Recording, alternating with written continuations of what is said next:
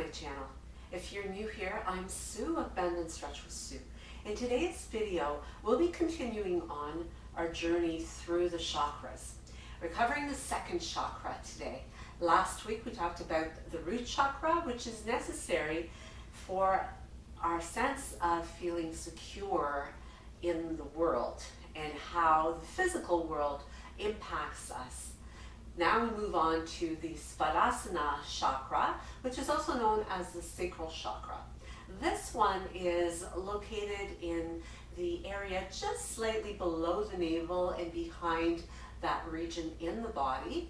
And it is depicted by the color orange. So we had bright red for the root chakra, and we have a vibrant orange for the Sacral Chakra. Now this second chakra has to do with how we experience pleasure in and within the world around us. So it has to do with our sensuality, our enjoyment, sexuality, as well as our friendships and relationships and how we have this sense of community. Now the color orange, as I mentioned, is how this is depicted, and the symbol is a 6-petal flower with a circle and a crescent within it. It also has certain essential oils that are going to help you to balance this chakra. And these range, and I will list them in the description down below, but they range from Ylang to Lavender as well. Most of these seem to be well balanced with lavender, Sandlewood, sage, and the list is fairly lengthy.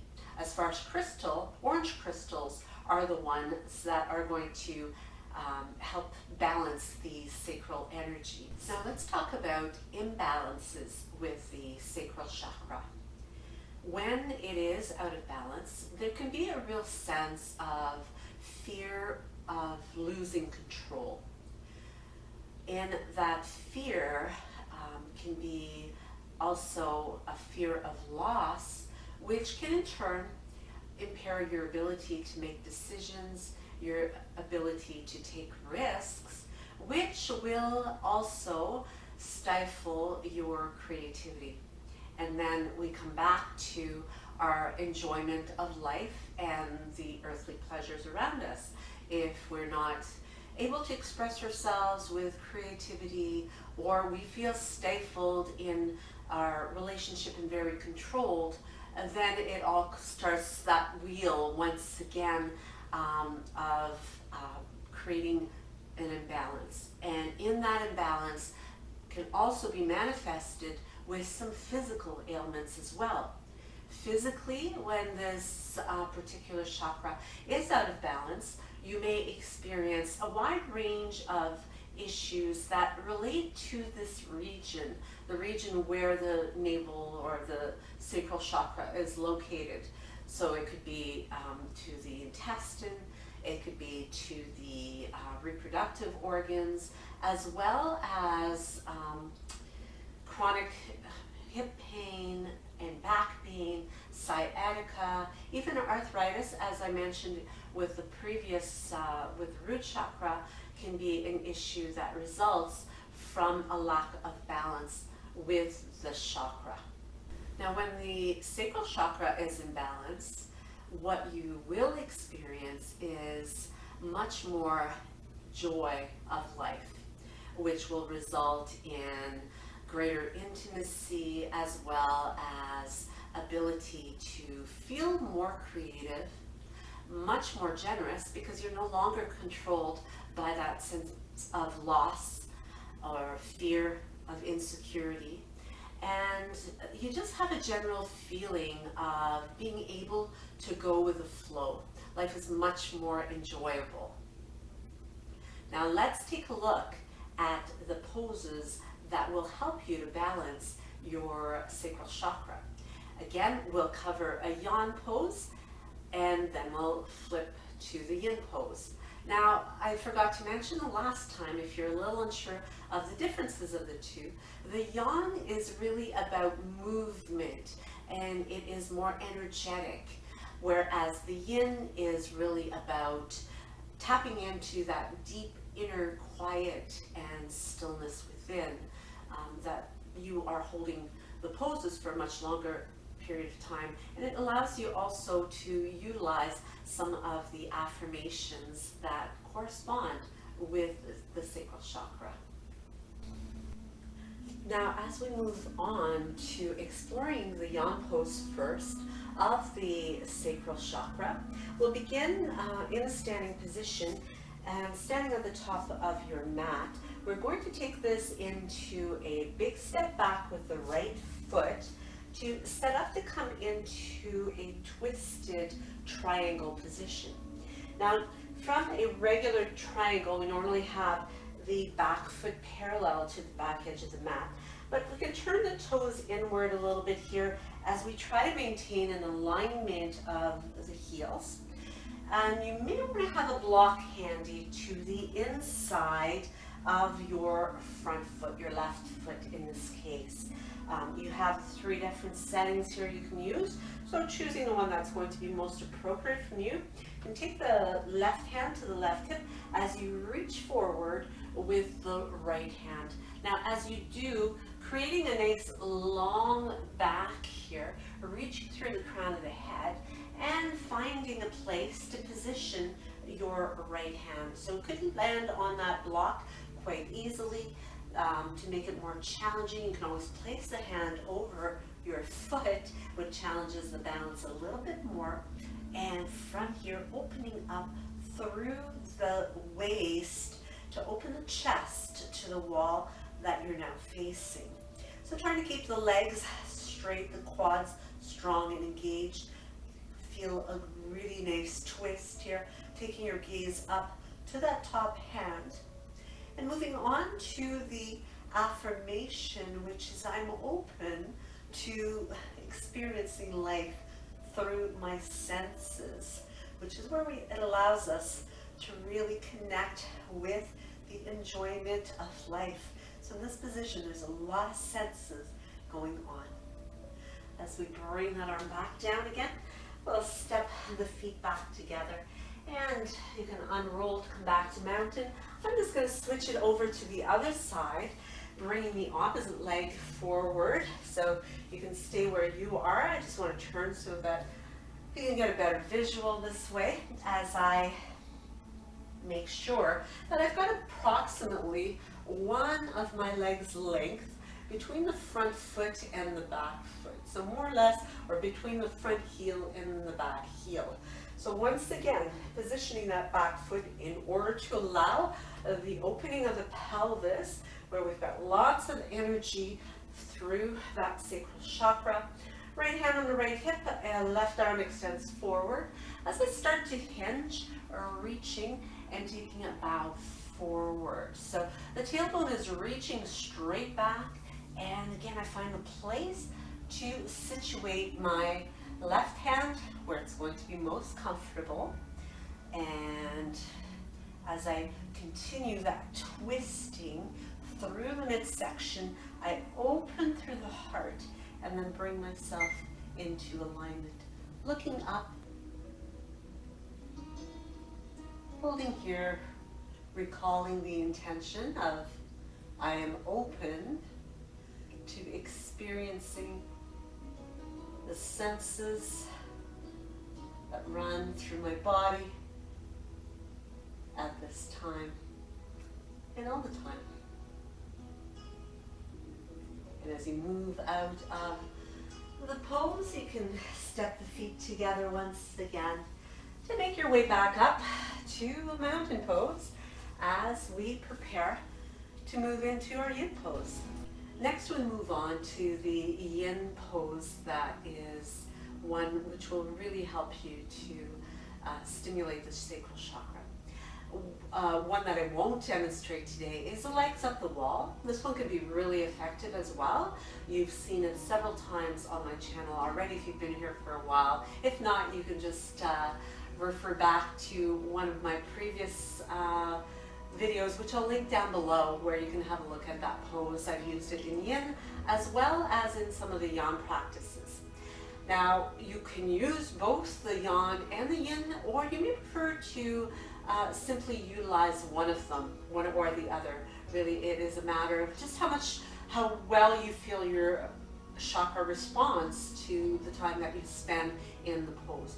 Now I'm going to move into the position. So the position I'm going to come into is frog. You might want to have a bolster, cushions, blankets. If you're on a hard surface, you're definitely going to want to have something to cushion the insides of your knees. And if you're using some blocks, that's a good option.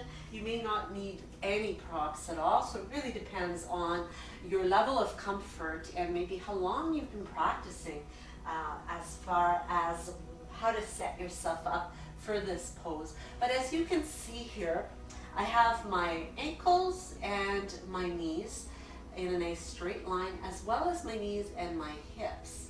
From here, I allow my body to soften so that the pelvis continues to draw downward, and allowing myself some softness. I'm just going to set my timer here, because as with all the Yin practices, we're holding for anywhere from 2 to even 6 minutes sometimes.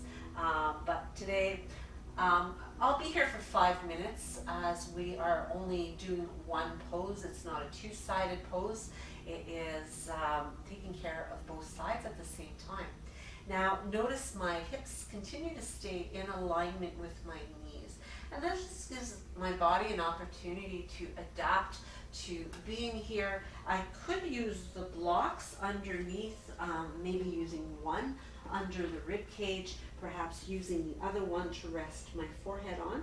By the same token, I could use that bolster and place it underneath my ribs, which might make it a little softer, more comfortable. And as I continue to hold here, we once again bring the awareness back to the mantras. Being in a Yin pose is really all about stillness. We're used to fidgeting and being on the move, which diverts our attention away from what might be causing the imbalance in the first place. So one of the mantras that you might use, you could use the same one that we used earlier on in our Yang practice. I'm open to experiencing the senses in the present moment. I'm feeling through my body. You can kind of adjust it according to what resonates best for you. Another good one is the emotions, or my emotions are the language of my soul. And as you simply allow your body to relax and go through a bit of a mental checklist to ensure that you're able to continue to relax and to soften. Focusing on breath, focusing on your mantra. Another great mantra that you could use is I feel pleasure and abundance with every breath I take. So this one can be linked to your breath much more easily.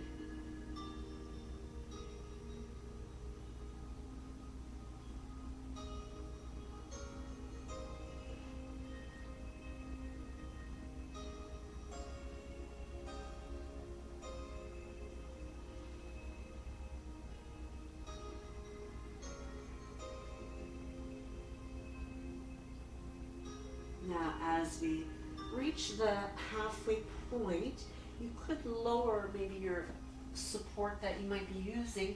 You can also begin to bring the hips back slightly. So keeping your same leg position, but just intending the hips back a little bit more is going to intensify the sensation that you're experiencing.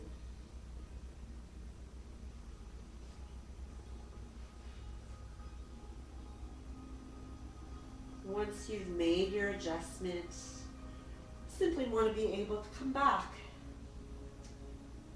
to an easy breath. Focus on your mantra.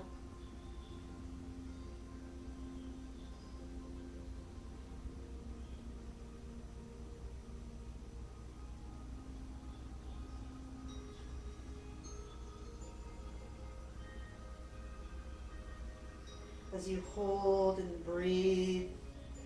It's also helpful to visualize the color orange. You can visualize that actual chakra, which is a wheel, a disc of energy that spins in that region through your body.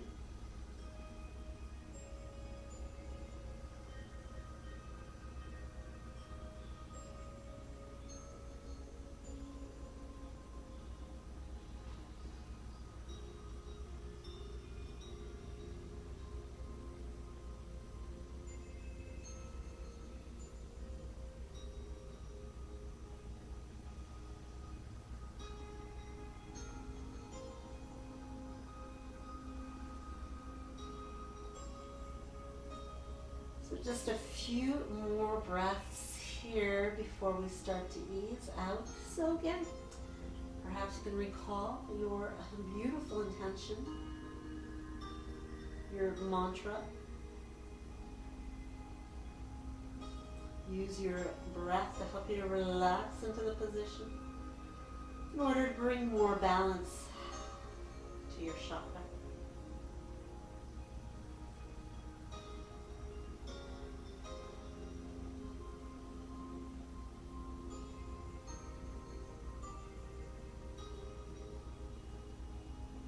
As you begin to make your way out, you'll want to move very gently, conservatively, bringing the hands underneath you for some support, and pressing yourself up as you slightly move the hips forward again, and then just begin to ease the knees back, kind of walking them back in to the center, back together again.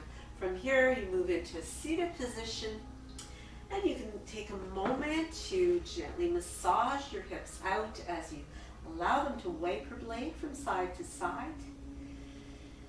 And as we move to bring our practice to close, once again, I'd like to thank you so much for your time today. I really and truly appreciate you watching, you commenting.